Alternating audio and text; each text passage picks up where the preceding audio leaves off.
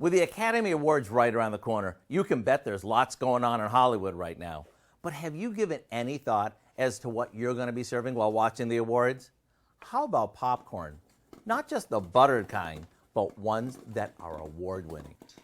Here we're tossing freshly popped popcorn with roasted nuts and a homemade caramelized toffee coating.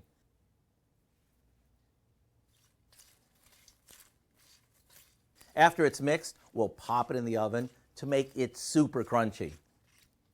Now, if you're more of a savory popcorn lover, then I'm sure you'll love our buttered cheddar popcorn. It's super easy and is the perfect treat during any movie. Now, for anyone who can't decide between popcorn and candy at the movies, here you get both, along with some pretzels, dried cranberries, and a drizzle of white chocolate.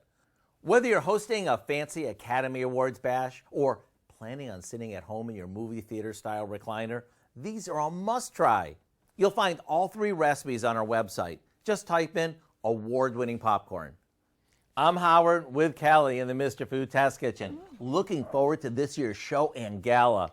Hey, do you think I'll be able to sneak this in? You're not even going, but ooh, it's so good.